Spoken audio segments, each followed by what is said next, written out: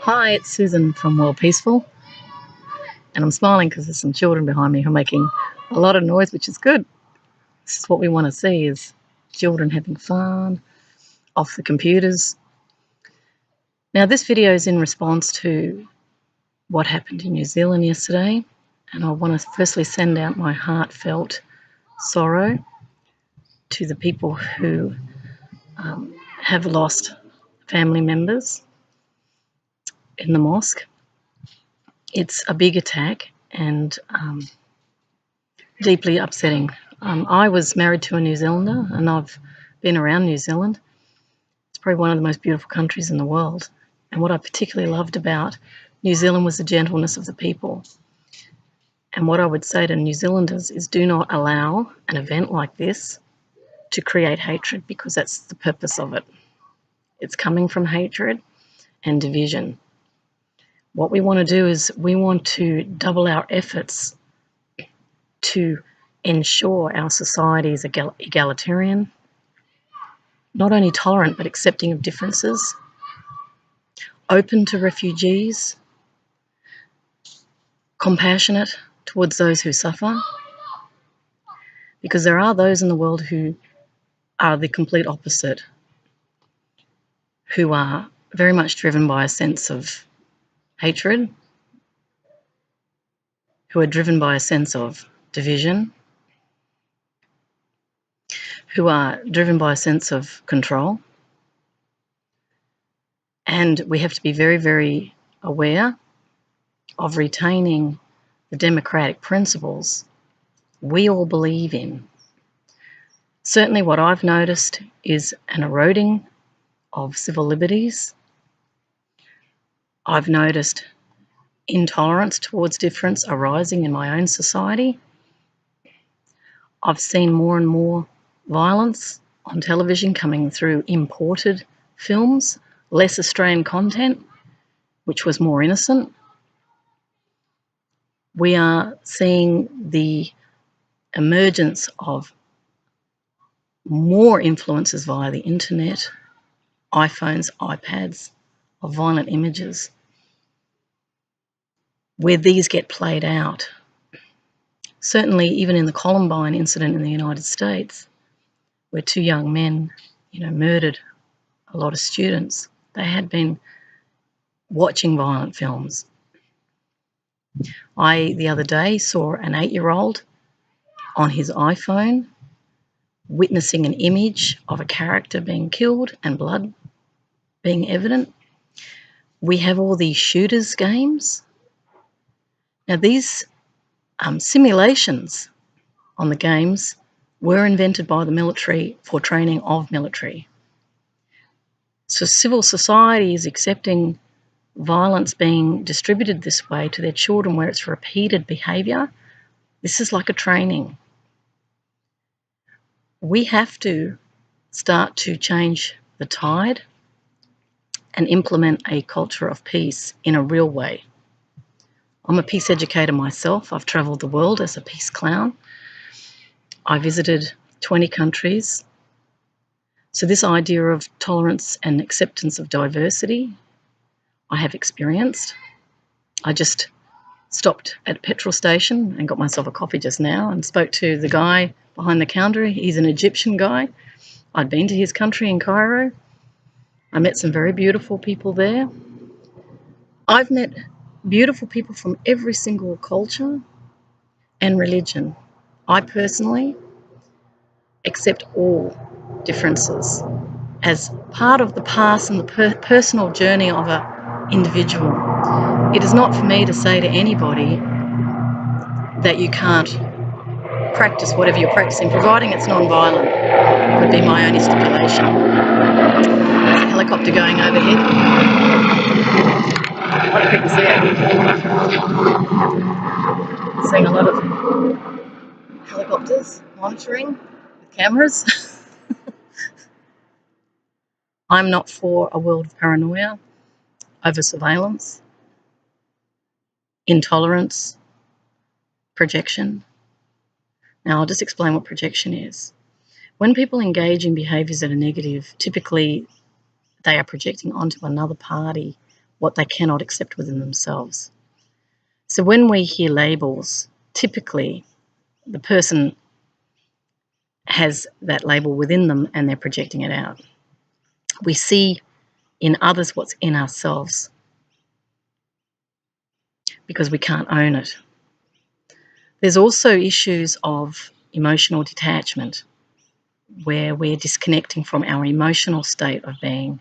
Technology creates that disconnect because we start to focus on the technology. We're not interacting with human beings.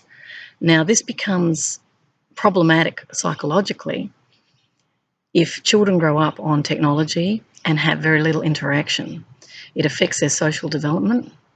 It also impacts on empathy, the development of empathy, which is when you interact with people and you learn social cues. These are very, very important. When we institutionalise children in kindergartens and then into primary and secondary school, providing that they're given really active socialisation through games, through interactions with each other, a balance can be found. If they're in early childhood, that's when the neural networks, even in primary, are being developed. So what do they say? Give me a child to the age of 7 and I'll give you the man or woman. This is very true. You embed the values early childhood. I teach peace, nonviolence and anti-bullying. I'm developing a project for early childhood because I can see that there is a disconnect occurring. Parents aren't present, particularly when their phones are going. If they're on the computers, they're not present with the children. It impacts on their ability to learn in actual fact. So there are deep issues that are evolving, which will send us down a trajectory of more violence in our societies. There are going to be more vested interests becoming more visible who desire a world that isn't peaceful, who want to create more fear and, if you like, minimise civil liberties. So we have to be mindful as societies about that and create a balance. Balance is the key. Equality is all about balance and fairness. This is incredibly important if we want peace in our world. Now, peace is not an ideological or wistful belief. It's actually who we are. We have lived in cultures of violence for a very long time, but I do believe we're at a transition point where we have to all choose. Do we want to live in a culture of peace or a culture of violence? We've seen changes in the United Nations. We've seen various countries leaving the Human Rights Council. You need to investigate that. That means they don't have a respect for human rights. There are people who believe in force rather than dialogue. I'm a believer in conflict resolution. I believe every problem can be solved, and I believe there's enough for everyone. Very much that notion of a win-win can happen. Just thinking about how to convey very fundamental issues in peace. I guess what I'll do is go into my own life. So I might go still. Stillness is another way of finding peace. So for those suffering right now, who've lost someone that they love, doesn't matter where they are, in New Zealand, in the rest of the world, my deep felt love is being sent to you. But we must go into stillness together. So breathe in, breathe out. Breathe in, breathe out.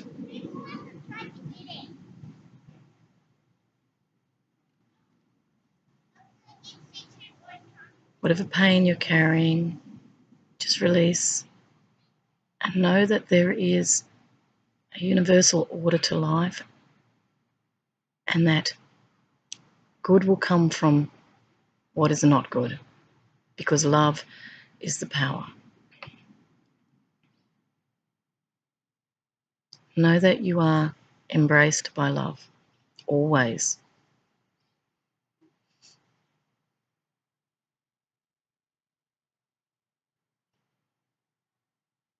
Know that not one person on this planet is less than another, not one.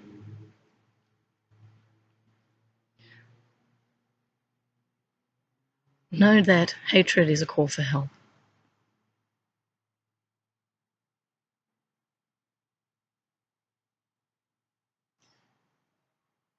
Those who seek to create an enemy or an other are in denial. They don't wish to experience their own pain, so they have to make another wrong. When people repeatedly are focusing on negativity, they start to identify with it, believing it is who they are when it's not.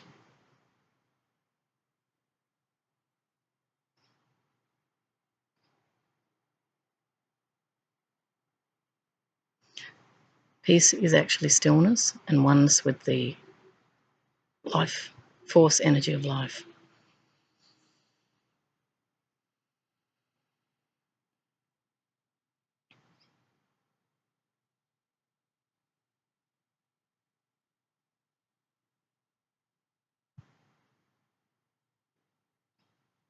I'm sending love to New Zealand, to all the beautiful New Zealanders and those who have lost family members. I feel great love for you.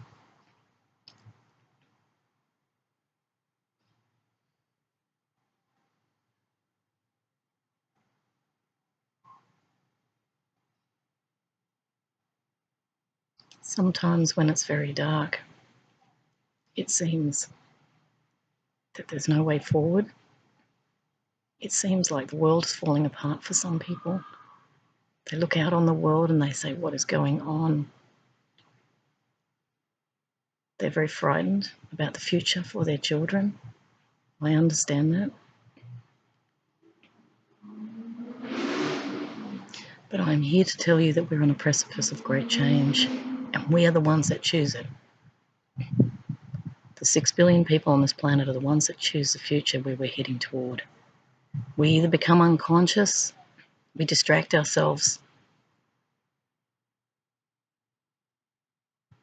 or we become more awake. We look around and we know that we have a voice. Democracy in its essence is about the voice of the people.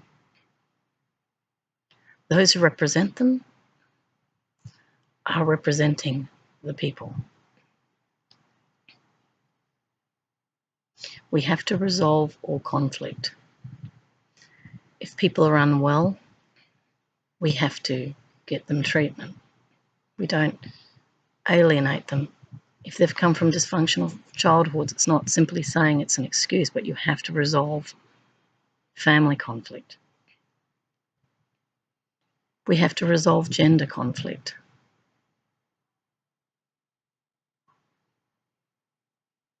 We have to become aware that who you are is not what you do, that we're all working together to create a better world. And every job is equal to every other job. Those who are unemployed are equal to those employed. Those who are homeless are equal to those who have homes. They're having difficult experiences, so we embrace those who are suffering with great love. We do not allow negative forces to divide people. Whenever you hear words of division, us against them, I can assure you it's coming from a negative place.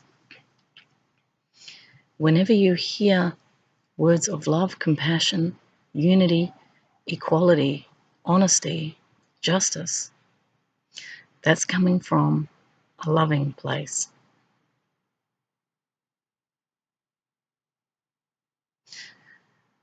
I offer New Zealand people my skills. I am a peacemaker.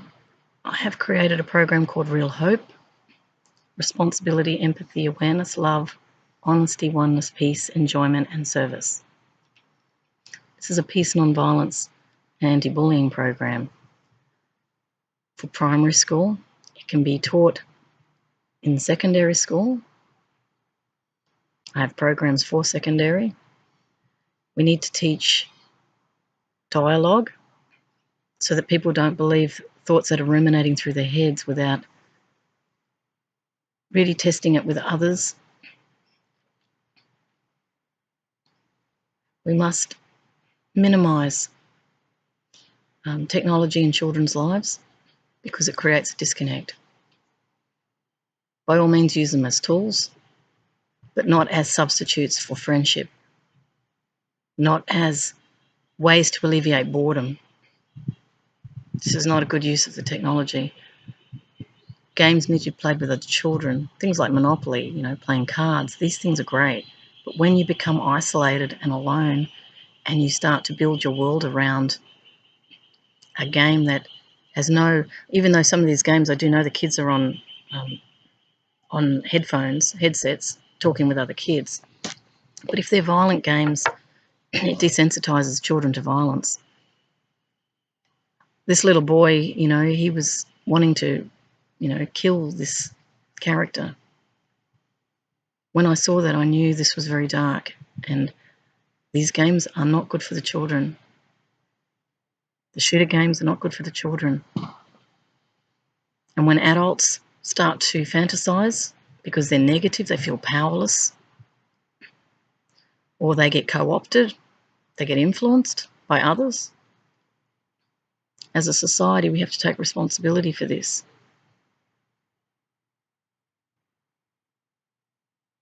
We have to be mindful of what we put in front of people can influence them. If you want peace, then you have to use peace games. You have to use games that are problem solving. Games that create curiosity and wonder, building things, not destroying things. What we think about, we bring about is a truism. The world is in our own image. The question is, what sort of image do we want to create in this world? I've chosen the image I'm creating. It's going to be one of peace and love in the future. And this is not a hippie statement. This is a fundamental security for humanity, is to learn to love and become fearless. You cannot reduce fear by weaponizing. The weapon is not solving the problem of the fear. And that's why violence continues, because we're not getting to the root of that fear that drives that violent behaviour. In peace education, in conflict resolution, we get to the root of the fear. What is that fear? Because what often happens and has happened over time is people aren't looking at what's driving their fear. They're believing groupthink, they're believing tradition, they're believing they need defence. Now, there'll be some who will say, how can that person say that? Of course we need defence, we're not safe.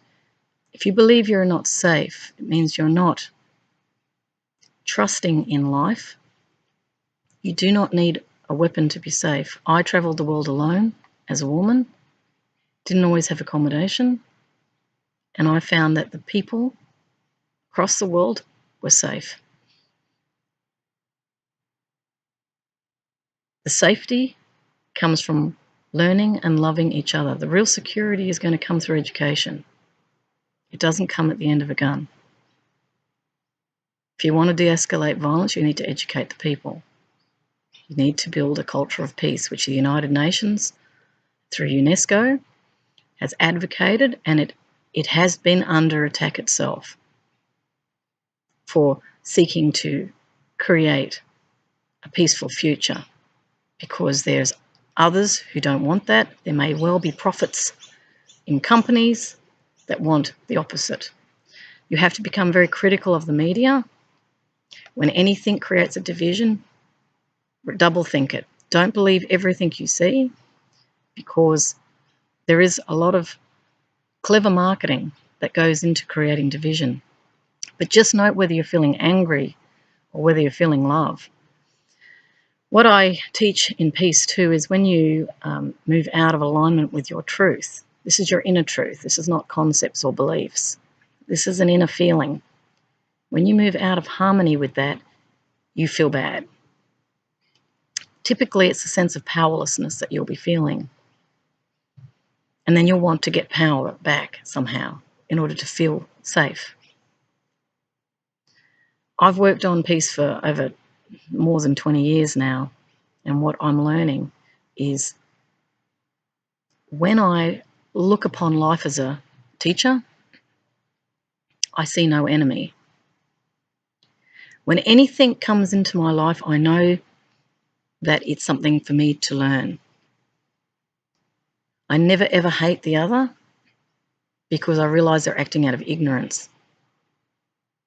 Because really that is the case. Service to self, service to other are really the typical